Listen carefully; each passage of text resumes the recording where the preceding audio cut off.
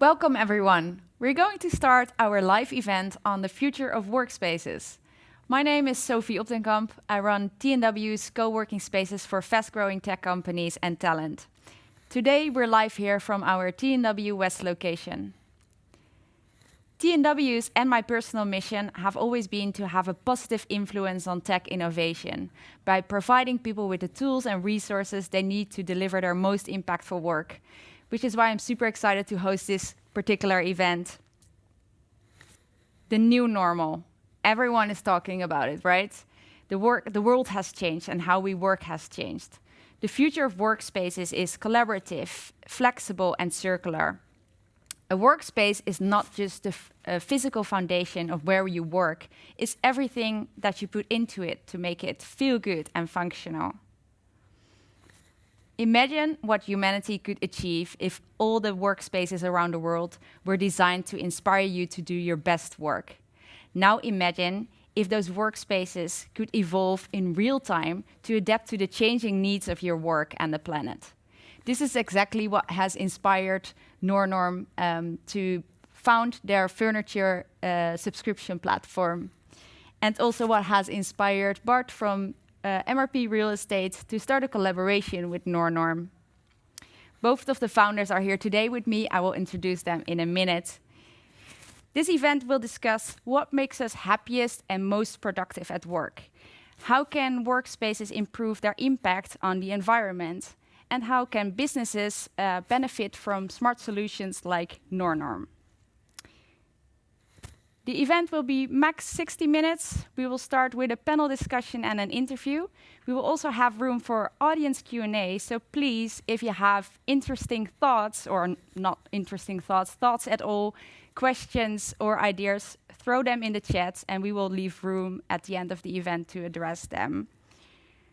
Press and business contacts will receive a release and a recording of this event after the event. And if you have found us via another way, then you can also find more info and contact details in the chat. Now, before we jump into the discussion, I believe we have a small video to share with you.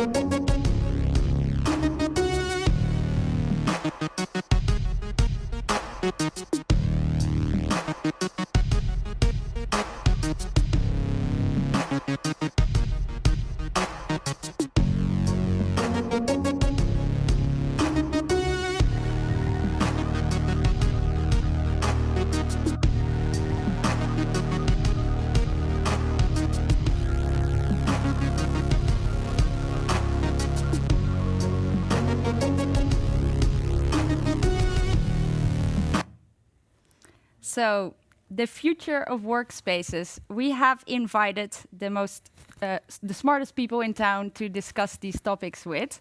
We have with us today Jonas Kjellberg, co-founder of Nornorm and respected entrepreneur and venture investor. Along with co-creating Skype, Jonas has also invested in Zalando, HelloFresh, West Wing, and Home24. You also publish some books and are a lecturer at Stanford University and the Stockholm School of Economics. We have with us Bart Meijer, CEO and founder of MRP Real Estate, the leading real estate company based here in Amsterdam, with whom we've also started T&W West. We have with us Marlot Kiveron, sustainability lead at Otrium, the fast-growing online fashion outlet. Welcome. We also have Lauren Ravasi, writer and expert on the future of work and global living. Hello. Thank you all for joining me. Thank you. I would like to start with just a small round to get a bit of an understanding of what motivates you in life and in work. What is most inspiring for you? For instance, Jonas, you probably have a million things that inspire you, but what was the biggest revelation in the past year for you? Well, I think for me, it's always, building new businesses and changing business model and rethinking things for planet and people and do something better and being progressive. That is what excites me. And I think also when it's in all of these kind of changes, there's also a lot of opportunities. And then I thought, okay, the ways of working is totally going to change. And then we saw the opportunity. Of course, everybody's going to need more of a rental model in furniture, and which is sustainable and circular. It's like you have Netflix and you have Spotify. You can turn them on, you can turn them off. You can choose. You don't have to own music. And for us, it was more like, why should you own furniture? So for me, it was more of every crisis there is an opportunity, and that's how I saw. There's going to be massive change. You also just mentioned when we had a call, like it feels like we are discovering the internet for the first time in the past year. Yeah, well, I think for me it's more like the end of the industrial revolution. We started as peasants, we moved into the city, we started working in factories, and then we took the same working hours, and then we started working more white-collar work, and now all of that is changing. Maybe you can live wherever you want. Spotify is going out. Salesforce, everyone's changing their way of working, and of course this will utterly have a fundamental change of society. So I would say this is the end of the industrial revolution. We're walking into the knowledge society or whatever we would see it. So I feel for me this is like super excited. I get the same excitement as when I saw the internet for the first time. I saw the email. It's like this is a revolution. This is a change, and I can feel that as well in the way we work and live and interact as humans. But that's just me, maybe getting overexcited over the small things. Well, I mean, it kind of feels like we're discovering the internet for the first time. But how is that for you, Lauren? Because I think you were already an internet person, you could argue. Yeah, absolutely. So it's been a very, very strange 12 months for me, I think, because a little over a year ago now, I suppose, but essentially I've been working on these ideas and championing the idea of work from anywhere for the past decade, pretty much.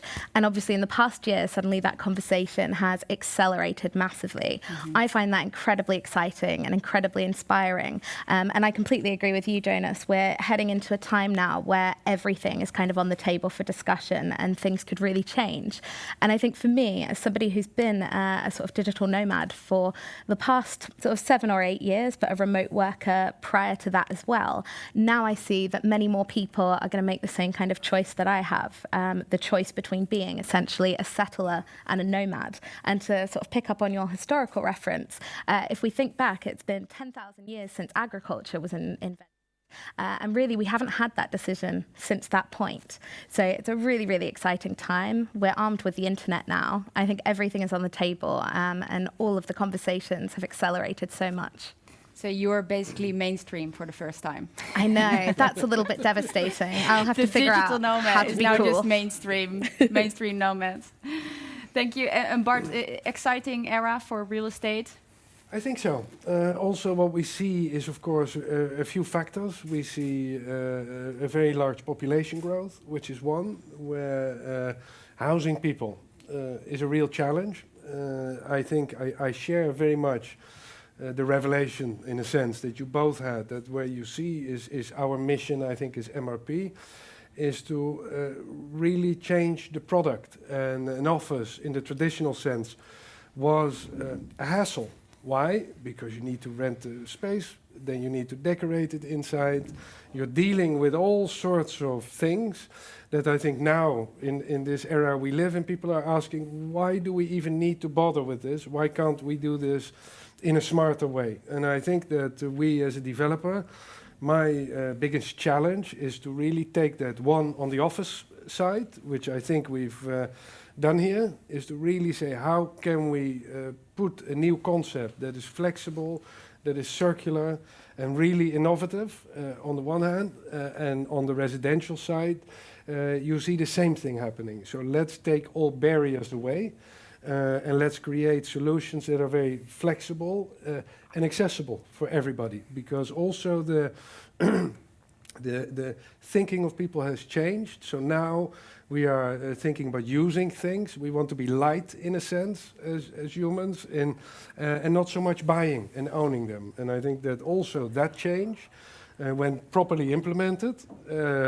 is great, because it creates also a much nicer experience overall. So I think we do something, try to do something good, and also we create an experience or an interaction with these products which is geared to the younger generations who are completely wired to do this. Yeah, yeah. Quite a revolution in real estate, Yeah. we can say. And it has to be, because we are having a big problem in housing people. Yeah. And if you so that means that we need to revolutionize certain things to be able to solve the problem. There's 1 million homes needed in the Netherlands, I think, in the coming 10 years. That's not going to happen in a traditional way. Yeah. So, Thank you. And Marlot, what inspires you, and what is your role at Otrium? Tell us a little I bit. recently started as sustainability lead. So I started in this new way of working, which was weird, to sit in your own house at your own laptop and sort of changing the flag on your ship. Yeah. And being in a new company, not knowing how tall people are, for example. But it also brings a lot of opportunities to work together. So I started this network of sustainability managers, and first it was only in Amsterdam, but now it's way easier to talk with everyone like worldwide, and it's easier to bring people together. So that was really inspired me in the last year, how nice it is to talk with everyone everywhere in such a different pace than normally. So that's... What motivated you to start at Otrium? Yeah, the good question. I like their business model. So they're solving excess inventory within the fashion industry. And their main purpose is that all clothing should be worn. So we created this online platform, basically, where all brands have their own dedicated web shop, where they can give a new life to excess inventory. So 12% of all clothing never gets sold, and we're trying to fill that gap. And did you always have an obsession with waste management? Were you a little Greta Thunberg as a child, or? Nice question. At Ace & Tate, my former employer, I started in the supply chain team, actually. So setting up the production of eyewear, also fashion. And I saw a lot of opportunity there within that industry. So I started to self-study and to read all the books I could find about sustainability, but also talk to people that were in the position of sustainability manager already to understand a bit better, okay, how does this work? How can we create value with waste, actually? And it really sparked my interest also from an economic perspective. Like, what are we doing? We're producing something, then we're making use of it, and it's not new anymore, and we're just tossing it, and it's undervalued, actually. Yeah. So it is an interesting topic, definitely. Cool. And by the way, do you all like these chairs we're sitting on? Nice. They're all Nornorm furniture. We have built the studio on top of it. So we're discussing today the future of work with regard to people, business, and planet. And I want to tap into the people aspect to start off with. Jonas, your ambition is to become the biggest furniture company without owning any furniture, am I right? Yeah. Because no entrepreneur wants to own it, same like you. What do you think entrepreneurs should invest in next to a good furniture subscription to motivate their teams and build their business? Well, I think for most of all entrepreneurs, it's about creating, a great business and solving a pain point and building their own business. And I think we are just a plug-in to solve, a very, very small need if you're in the office. But I think for me, it was more about how do you create something where there's a huge well-being for the employees, because I've seen, especially remote, how can we create a very well-being perspective for all individuals, and that is globally, And the other part was more about how do you make something that is more circular. Because if you go back to, a lot of people want to be sustainable, but my passion is more about really changing the game. And I see a lot of companies just saying, okay, we're going to be more sustainable. For me, it was like, if we're going to do this, maybe we just need to change the model. Like Spotify has changed it, or Netflix, or, how do we change the model? Because it's a fundamental. So I think we're trying to build a model that most companies would actually avoid, because it's like super complicated. Yeah. But then on the other hand, if you can deliver food and make money out of that, then this seems so much easier. So, but that's that's me. But that's. And what have you, because you're a serial entrepreneur, right? Yeah. And what have you always done to motivate your team to produce their best work? Like, what is a secret of yours in that? I think for me, it's more about getting people to follow your vision and buy into what we're creating. And of course, that is much easier when you come to a company to Skype, where you're making everybody talk for free. And then when you come to a company like Zalando, it's more about, okay, the fundamenta is more that this is a better business model. It's actually going to be better customer experience to buy on the internet. And then initially everyone says like, this is stupid, Jonas. Who will ever want to buy shoes on the internet, because every sane person knows that you need to try them on first, and it's just stupid. But for me, it's more about, this will go to 100%, and I believe that this is going to be a more efficient model. And that excited me at that point of time. And then I also believe that the business fundamenta for e-commerce is actually better than retail. And if then you go back to H&M's capital market days, you can actually see that their e-commerce now has better profitability unit economics wise than retail. And for me, that just proves that we're on the way into a retail Armageddon. But that is the thing. So the business model change, doing better for people, circularity, but also addressing the fundament of the problem. That's what excites me. But I could go on for an hour and half an hour getting around people these perspectives. So so that's getting that's everyone to buy into your vision Yeah. and feel the same urge to solve a problem. And for you, Lauren, what do fully remote teams or digital nomads like you need to replace the perks of an office? So I guess maybe one of the first things to say is that there's been an awful lot of talk about the death of the office over the past year. And I think that's very overhyped. I think it's all about the changing purpose of the office. And actually, nomads like me and most remote workers do choose to work from a co-working space or from a flexible office space. And so you want spaces to meet. You want spaces to collaborate still. It's just that you don't necessarily want to sit in the same seat, in the same city, in the same building all the time. So I think that's one of the kind of big changes that we're seeing. I think that a big kind of trend that I have my eye on that is very, very relevant is company retreats. So there have been quite a few companies over the last 20 years that have already worked in a fully remote format. And those companies tend to bring their entire global team together once or twice a year in a physical space. And they often do that in different countries around the world. But that's a really interesting kind of opportunity, I think, for real estate and for sort of anybody looking at the future of workspaces, is to consider that actually the future of that kind of in-person collaboration has these two layers of co-working spaces, which will be chosen by individuals, and then highly kind of specialized spaces, which can accommodate these sort of maybe 200 or 300 people coming together for a few weeks at a time. Yeah, that's an interesting one. And what do you think of the rise of freelancers in general? And I mean, it has a lot of advantages to work from anywhere and be your own boss, but also some mental health challenges, perhaps. The fact that people might be lonely. Indeed.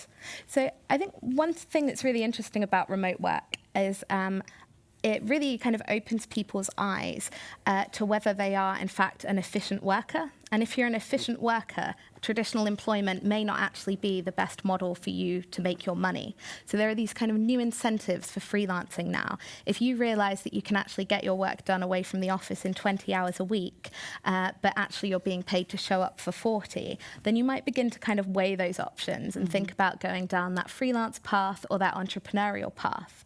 I think regardless, remote work and freelancing does come with a lot of isolation. It comes with a lot of loneliness. So I think that's one of the kind of opportunities for us to solve actually through physical space.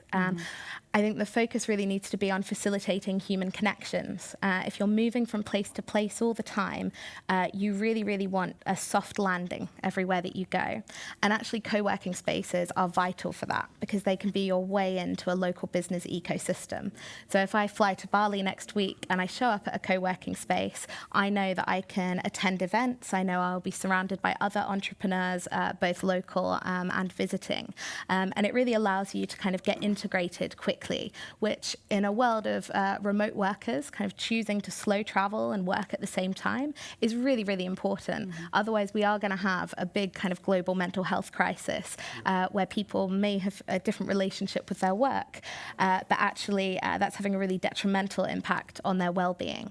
But I don't think it's unsolvable. I think it's just something that needs a lot of our attention going forward now that everything has accelerated and more people are remote working and perhaps considering going freelance. Yeah, anyone wants to comment on this? Yeah, well, I think for me, it's interesting though, because I've never made a distinction between if you're employed or if you're working for the company. For me, it doesn't matter. It's just how do you want your paycheck? Because I feel for me, it's just the way, how do you treat people? You treat people the same way. People often don't ask, what is your salary, but people often ask, are you a consultant, freelancer, employed? And for me, that's totally different.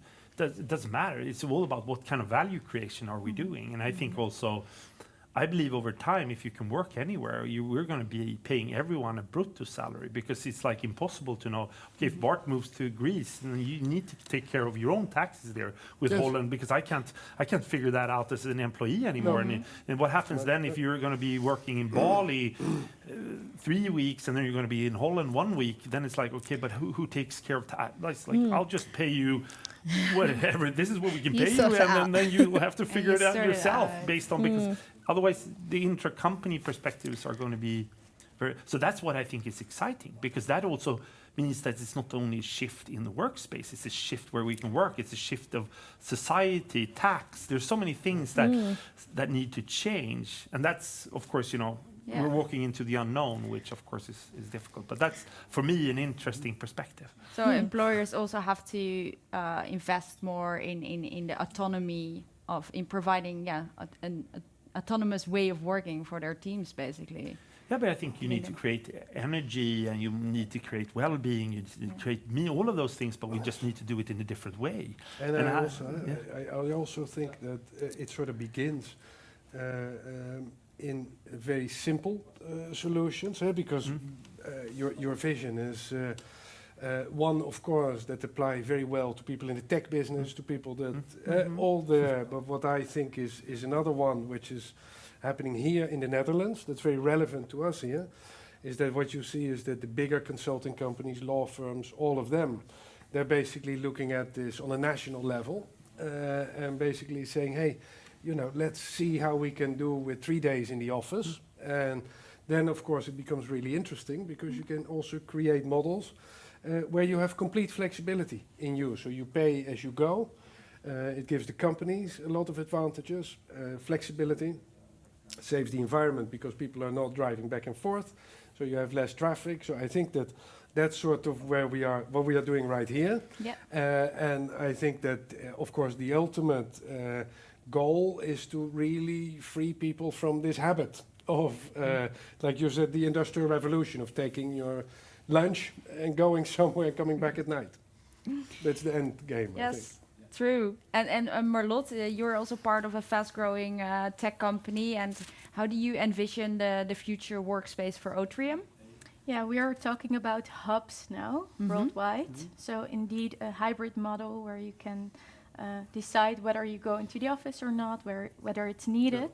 And to understand yourself, so you get a lot of freedom actually, and indeed autonomy, like when do you need to be where, what is needed in which kind of situation. And I think that's key. In certain situations it's fine to be online, and in other conversations you might want to see each other, feel the energy, understand a bit better if it's a difficult conversation, for example, hey, are we on the same page? And then it's very much needed to be in contact as much as possible. So going forward, I think it will be way more hybrid than it is now, and everyone will get a lot of freedom. And what I see happening in the team that I'm in now is everyone takes way more responsibility because they get that freedom, and they're so sort of grateful that they sort of take it to the next level, their own responsibility, which is great. Cool. Yeah. Thank you. You're all game changers in your own industry. Let's move over to discussing a bit more about the business side and the planet side of things as well. Bart, you've talked about modular real estate, right? Being a new trend in real estate. Can you explain what you mean by this and how this applies to the shifting needs of our society? Yeah, absolutely. I think we are in a very fast developing time where things change very rapidly. The habits of people are changing very rapidly. We have a big growth of the population, especially in the big cities like Amsterdam, for example. And what you see happening, if we want to, when it comes to the environment in the Netherlands, I don't know if you're all aware, but they, due to the CO2 problems, I think 30% to 35% of all the construction projects have been halted because there's too much emission. So it has a huge impact on people looking for a house. It's a real problem. The second one is that you see the construction industry requires, we come back to the Industrial Revolution, a lot of manual labor, and less and less people want to do this. You see more people will choose to learn another trade versus that. So it's really hard to find work people to actually make the buildings. So you have one, the environment, two, you have the people to actually build it, and three, and this is really my dream, I think, is that you want to take living to a new level of convenience, of friendliness to the environment, where you basically say it's a whole circular affair. So we're going to put a building, we keep it there for 50 years. We know it will go. After that, we will build it state of the art every time, and we will enable the people who rent or buy to have fully circular turnkey solutions that allow them to spread the cost of the investment in the house over 10, 20 years instead of right away. So you really come to a point where, as you said, with Skype and Spotify and so many things, really take it to a next level. And then we will be able to have the speed and the capacity we want with much less impact to the environment and happier customers. Thanks, Bart. You mentioned circular buildings, right? And maybe, Jonas, you can also explain a little bit more about this with regards to Norm. How do you make sure that you're building a sustainable company from the core? How do you hold yourself accountable? Well, at first, I think it's more about how do you create. We started with a business model that is circular, so we only deliver used furniture. It's better than new, we call it, and we take back everything and then we switch it to someone else. So I think we built it into the business model from day one, and I think that is the core of circularity, of changing the business model, and that's the way you change the game. And then, of course, it's very scary for investors because you will not see profit coming out of this until we've actually started using all the furniture for 12 years. And we also need to change the model by building products that we believe can stand the time. So it's not about building something and buying something that we can just make a profit on, and then it's more about how do we build something that actually can be reused and rethought, and that also means how do we build trends. So I think it's all about starting with the business model and actually how do we close the loop of everything we do. But that's all end to end. It's like, and then also we create switching days. So we take down carbon emissions. So you can only switch in Amsterdam during certain weeks because that's when we can actually facilitate everything. We rethink, how do we deliver things? How can we make, how can we do the reverse logistics so we don't have to have waste on a product? So how we're creating also a kind of ledger as a furniture passport, so you can actually always see where, okay, this was bought by Electrolux, used there for 10 years, and now it's standing here in Bart's office, and and then maybe it will be moved on, and then someone will say, oh, this was Electrolux, and then it was Bart's office, and now it's my residential kitchen. And you can actually see and actually follow that and be transparent in the way we're doing it. So I think that's how we are addressing it. But I think the scary part is back to the investors, that you don't know, will this make a profit or not? Yeah, so you have to convince them to take a longer term approach. Yeah, to it's the a leap. business, It's a leap basically. of faith, because nobody really knows, will this work? Yeah. And Marlot, you're in fashion now, basically. What does it take to be a sustainable pioneer in fashion?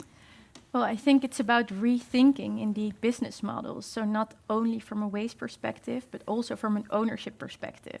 So what I see happening often is people are talking about who should take responsibility. Will it be the government or the customer, or will it be the companies? And I think it should be everyone. But a model like this really enables clarity in that sense. If you're accountable or you're responsible for the furniture, it creates an incentive for Norm to make sure the quality is high enough, that they are detachable at the end, that you can refurbish them. And I think that's the really interesting part, from a circularity perspective. That's not only the technical side, but also the ownership side. And in fashion, I see a different trend in refurbishing and upcycling items, which is also really interesting, but often not happening with the ownership discussion still. So there is some fashion that you can rent, but often, it's still yours, and it's your responsibility to repair. So there's a big difference in that sense in industries. I think the fashion industry probably has a long way to go still, right? To really improve from the core on. I think you also talked a little bit about trying to convince Nike to adapt a subscription model, basically. I mean, it would be great if this will happen. And in the meantime, you're obviously already building change into it. I think it was you, Lauren, who said that is what Gen Z basically wants. Not perfect, but transparent. They prefer change sooner and a bit unvarnished than later and perfect, basically. And what is your take on Planet as a digital nomad? It's usually associated with a lot of traveling. What is a digital nomad's take on Planet? Well, I don't say that I will speak for all of my people, but I can definitely share my thoughts on this. I think I think a lot of people, when they think about digital nomads, they imagine people who are moving from place to place every single week or every few weeks or even every month. And actually, over the past 10 years, as this kind of trend took off and there were early adopters, sometimes that was true. And it was to do with the length of stay allowed by the kind of visas that people were using. So there's a bit of a change now because countries around the world are beginning to launch these new visas, which welcome people to stay for 6 or 12 months. And to speak to Jonas's point earlier about tax, a lot of these schemes are actually giving some definition to how that should be handled and which country sort of what goes in. So you have kind of that going on in the background. But in general, digital nomads are not moving around constantly. So if somebody is going to become a digital nomad, perhaps they will take a flight every 3 months. And I think that's very much where it's going now that the visas are opening up. If you compare that to traditional business travel, actually nomads don't look very bad at all. I'm always fascinated here in Amsterdam that there is in fact a flight from Schiphol to Brussels every day. And that I've met people who actually take that flight 5 days a week or did pre-pandemic. And I think if you think about the impact of that kind of travel, sort of going to New York just for 2 days to have a couple of meetings, that has a much bigger negative impact on the environment than people kind of enjoying their freedom to move around the world. I think it's very natural that people move around the world. My father comes from a different country than my mother. I've lived in a number of different countries. So I don't feel like we should say, oh, people shouldn't be nomads, they shouldn't be allowed to move around like this. I think we have to look at the whole thing. And, you know, it's not even just business travel. I think tourism and over-tourism has been quite a problem in the past. And actually this slower approach to travel, where people are maybe staying for a month or 2 or 3 or even longer, is a lot better than people kind of going for a drunk weekend just for a couple of days, or indeed going just for one meeting perhaps. Yeah, good one. I hadn't thought about it like that, but it makes sense. So subscription everything, right? As certified game changers, do you still own stuff? What do you own? Do you still own anything, or is everything on subscription now? So I currently live full time in a hotel here in Amsterdam. So I guess you can say I'm doing housing as a subscription. Yeah. And I use all of the digital subscriptions. I don't own a lot. I take one suitcase around the world with me. My partner takes another suitcase around the world. And that's pretty much it. But in terms of, I guess, ownership and access, I'm much more interested in access, which is good via subscription. At the same time, it's possible to, for example, now own a house, but rent it out on Airbnb when you're not there. Yep. So I don't think it's an either or. It's more about assessing what it is you want in your life and then kind of what services exist, or indeed which services should exist, which is something I spend a lot of time thinking about. Can this not just be a subscription? Yeah. Hey, thanks, everyone. I'd like to move to the next agenda point, which is a bit of a deeper dive into Nornorm and the collaboration that you have going with MRP. So, Jonas, can you perhaps elaborate more on how the subscription works and also why now? Well, why now? I think you've covered a bit, but... Yeah, I think why now? I think it's super exciting, but I think for me it was more as an entrepreneur. Why should you ever spend time on owning furniture as an entrepreneur in building companies? It's actually not creating any value. It's just often a complexity, and we made it super difficult and super difficult to change. So I think that was, how do we create, a great subscription for the people that use it, but also for the businesses, and create the most affordable product, but then also from a circular perspective. But in basics, it's quite simple. You pay €1 per employee per day, or €3 per square meter, and then we actually furnish the whole office. We also do home office for the same perspective, €1 per employee per day. And when you change, we change. It's not more complicated. We have the switching days, and then say, okay, we don't need this lounge here, we need the meeting room, and then we'll figure that out. And then you define it on your app, and you book the change, and we confirm it, and then we say, okay, this is the changing days we have in this area, and we change it. So it's not more difficult than that. So super easy. I must say we are actually quite relieved to now work with Nornorm, like you just pointed out as well. I think I shared with you our annoyance and such a rookie mistake when we started doing co-working spaces. We started with buying our plants. For instance, because we thought it might be fun. Someone will water them. Someone in the community will water them, and we'll all be fine. But obviously, they all died, and it was such a plant graveyard at some point. So we started thinking about subscriptions. Yes. Think about it. We can also have our furniture on subscription. It's such a relief because, of course, entrepreneurs, startups, they just need to get to work. We don't have time. You don't want to think about these things, and if it's also good for planet, then it's even better.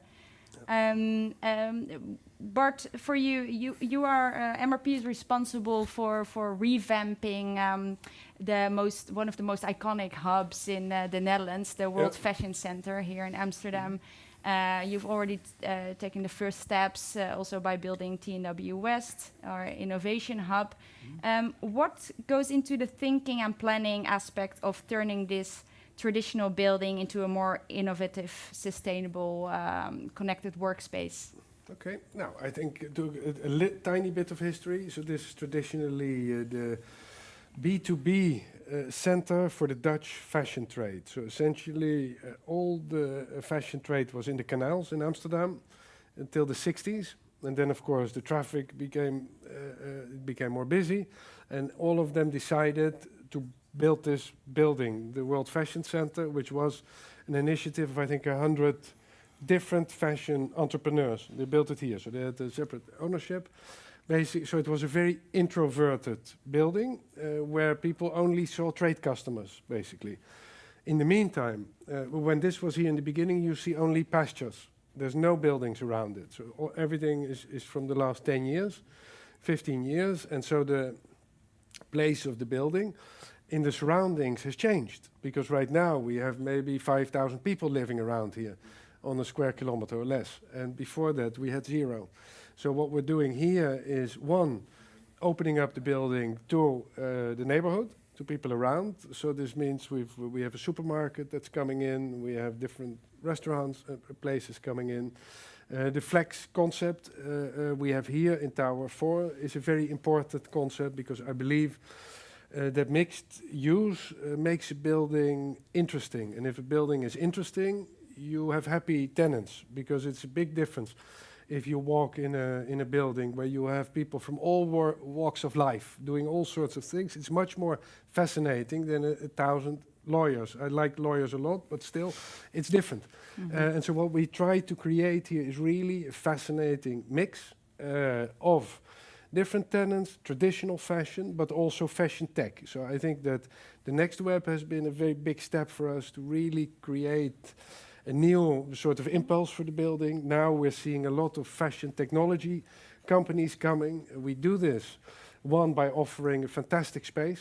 It's beautiful with the norm furniture, and also being very accessible in terms of the price. So I think that a factor that is really important to reckon with is that after this year, the office prices. So if you take 100% occupancy, and now we're going to say, hey, let's take that down 20%, maybe. Let's not be too get carried away because people need to go to the office and see each other. It's a huge impact. It will have a huge impact on the prices as well. So I think that here the end goal is what we see in the micro scale here, is to really create sort of this symbiosis with the surrounding area. And I think we're very far along in that. Yeah, so this is also how you're addressing basically the access for all trends that you wanted to pursue, and making sure that our buildings are inclusive and welcome to surroundings. Yes, I mean, a building should be a reflection of the society, your tenants. So that people that, yes, but I think flexibility is a very barrier to entry. So think about it. You come in this building, you can have your furniture, you don't need to worry about anything, you just need to pay. Yeah, so your environmental concerns are addressed, your decoration is done, you have happy employees because they can have a coffee or a tea here in the lobby. So it's all about really, because work is such an important part of people's lives, if you think about it. We spend, you're sleeping, you're working, Yeah, you have a lot. it's So true. what we do at work and how we do it is tremendously important. True. And what is your, Jonas, what's your focus for the next year? Where are we gonna take Norm? Yeah, well, I think we're super happy with what we'd be doing here, and I think we want to be a plug-in to players like yourself and players like you say, and the combination. We're the backseat drivers. We do the boring stuff that no one really cares about, and everyone can do the cool restaurants and do all of these things. So we take more of a plug-in approach. And I think for us, it's more about going global now. We're opening up in Singapore, we're doing Sweden, Denmark, and then, of course, we're opening up Germany. So I think we're just having a tremendous demand of what we're doing. So it's like super fun, but it's more like how do we scale that, and how do we drive that, and how do we get all the people with us, and also how do we learn to work together and actually understand what are your needs. What is working? What do you want to change? What do people want? Do you like these chairs? How are the trends going? We see a lot of different. Some people still want traditional offices. Some people want more flex perspectives. So I think for us, it's more about understanding where does the future work take us, and how do we adapt as a plug-in, and be agile and very responsive to your needs as the Next Web, and also as MRP. Being great customers. Yeah, sounds exciting. Yeah. So for people arriving late, we are almost already gonna go to the audience Q&A, but I have some, I think, some key takeaways of what we have discussed so far. I think we can say subscription and sharing economy is here to stay. And when industries like real estate, fashion, and furniture design adapt to the needs of people and the planet, they will find new and productive business models too. Lauren here embraces a fully digital nomad lifestyle, working from anywhere. And Marlotte is looking to design the flexible office life that is perfect for a fast-growing distributed workforce. They both live and breathe the circular mindsets and prefer change sooner and unvarnished than later and perfect.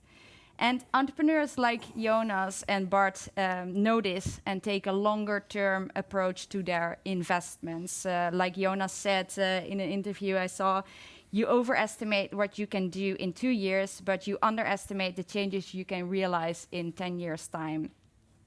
Jonas has launched the furniture subscription platform NormNorm, and Bart from MRP Development is their first collaboration in the Netherlands.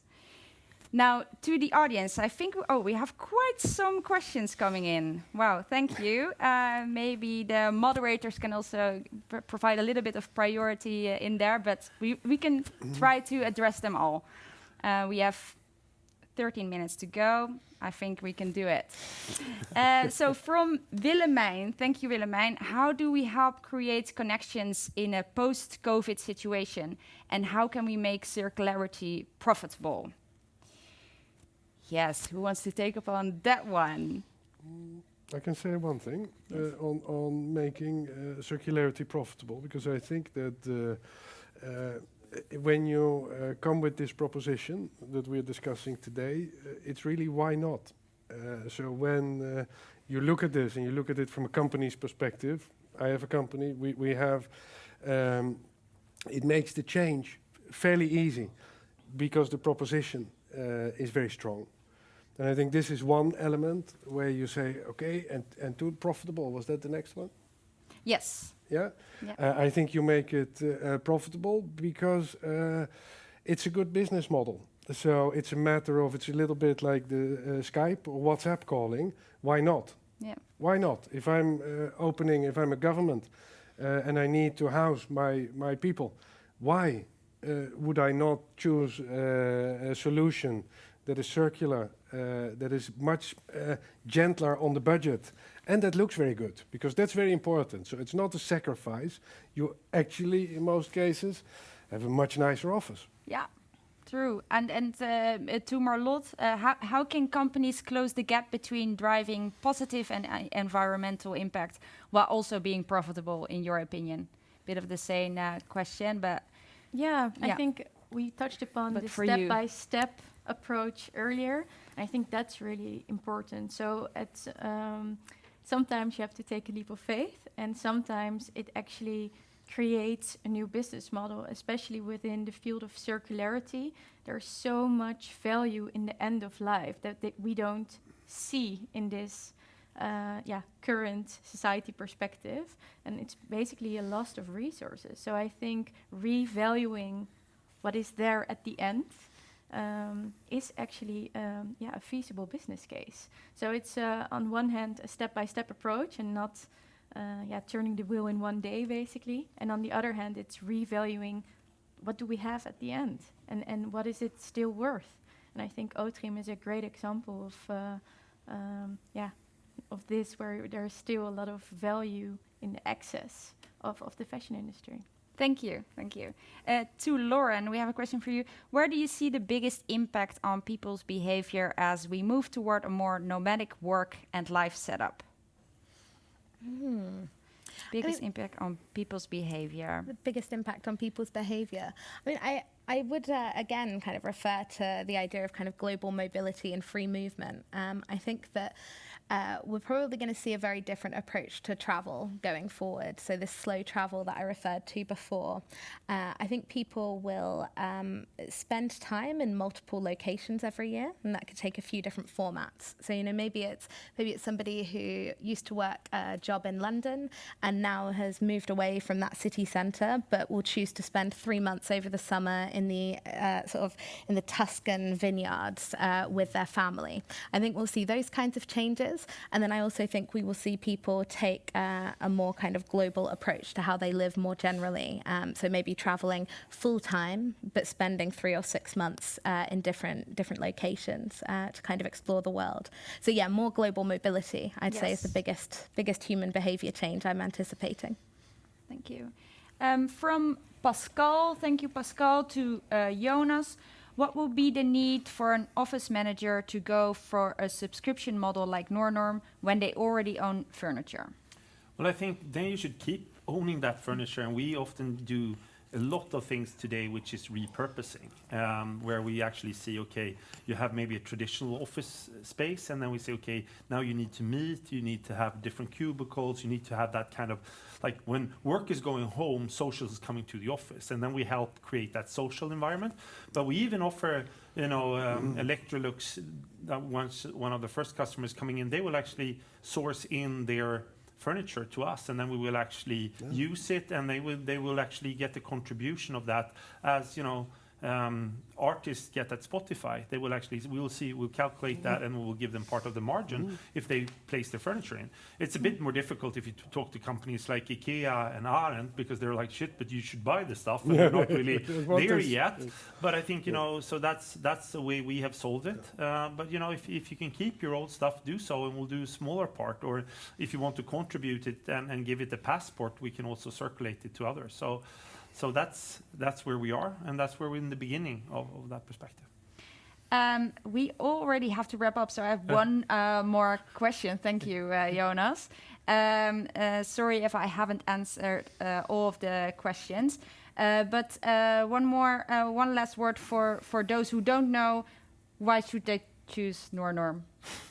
Why they should choose Nornorm, I think that's a choice they should do. And I think we just want to make life easier for people that work in the office. We make it more affordable for the office managers and the companies, because we believe that the possibility of constantly changing is going to have a positive impact, and we can switch it to more. It makes it affordable for more. But in the end, we need to prove ourselves, and we need, customers like yourself and Bart to say, this was better than sliced bread. And if not, it's going to be a difficult perspective. Yeah. The proof is in the pudding. Yes. Yeah. But, just being here and seeing what you've created, I would say, I wouldn't say that ball is over the fence, but it's on a very good way. I'm super, super happy with the collaboration and also the reception we're getting from the rest of the industry. Okay, thank you very much, and thank you for all the questions. Maybe the team of Nornorm can answer some of the remaining questions in the chat that we will do. So thanks everyone for attending this event. We will share, like we said, we will share the press kit after this event, and the recording of this event will also be live at the Nornorm YouTube channel. You can, for press info and pictures, contact details are also in the chat. And you can follow TNW for more future-proof content and events. And we also hope to see you soon at one of our locations. Of course, you are always welcome. Thank you.